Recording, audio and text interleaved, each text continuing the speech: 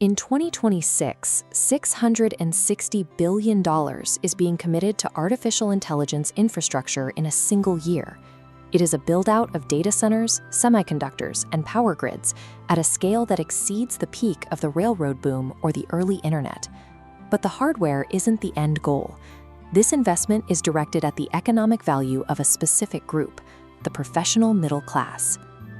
For 2 centuries, automation followed a predictable path. From agricultural mechanization to industrial lathes and assembly lines, technology replaced physical exertion while expanding the need for human oversight. This cycle is different. It is the first wave of automation designed to replicate cognitive work, the legal research, financial modeling, and software development that defined the automation-proof careers of the last 30 years. This diagram shows the shift. While physical task automation has progressed steadily, we are now seeing a sudden vertical climb in the automation of cognitive tasks. Institutional analyses estimate that 25 to 50% of all current work tasks could be performed by these systems. This displacement is hitting a demographic that carries the highest levels of student debt and mortgage obligations.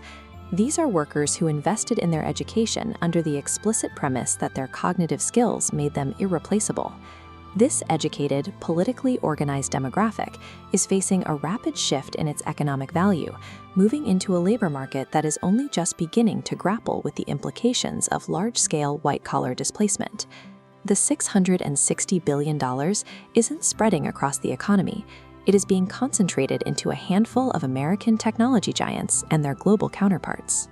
As this chart demonstrates, the data advantages and capital requirements of AI mean that dispersed investment is being funneled into the center. Market leaders like Microsoft, Google, and NVIDIA are capturing the majority of the infrastructure returns. Because productivity gains are currently accruing to companies rather than worker wages, the benefits flow directly to shareholder wealth. In a market where the top 10% of households own the vast majority of all equities, the wealth generated by AI bypasses the workers these systems are replacing. Without policy adjustments to taxation or labor law, the structural reality of the AI boom is that the largest financial rewards will continue to aggregate at the top of the income distribution. Behind the financial story is a physical constraint that many models ignored: the capacity of the electrical grid.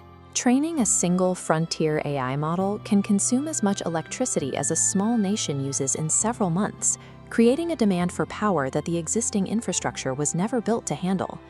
The irony is that while these companies have billions in capital, they are increasingly hitting a wall. In major tech hubs, they are facing connection queues stretching years into the future because grid operators simply cannot plug in the machines fast enough. In many markets, data centers are running on coal-fired electricity to provide the massive compute power needed to train the very climate models meant to decarbonize the global economy.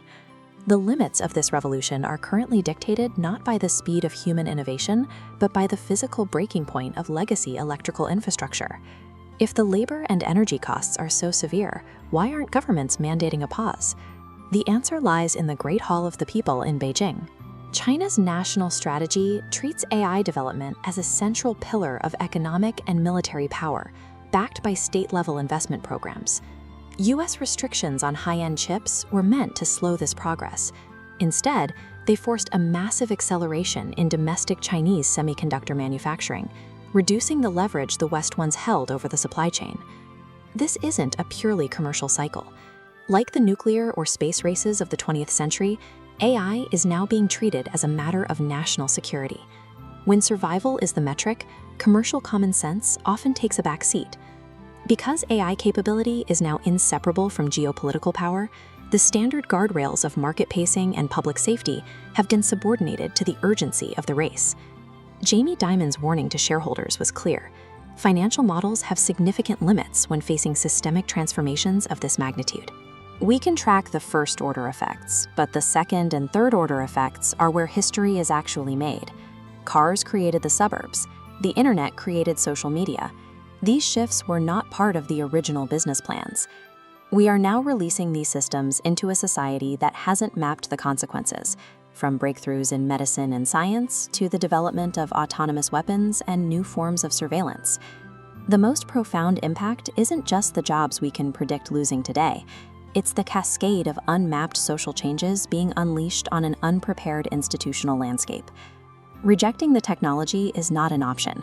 The investment is real, the capabilities are valuable, and the infrastructure is already being built. The machines are being switched on while the conversation around labor laws, taxation, and antitrust remains in its earliest stages, lagging years behind the pace of the capital deployment. This $660 billion wager has been placed. The data centers are rising and the models are training. Without a public vote or a democratic consensus, the table is set. The only question remaining is whether society will build the institutions necessary to ensure it gets to eat.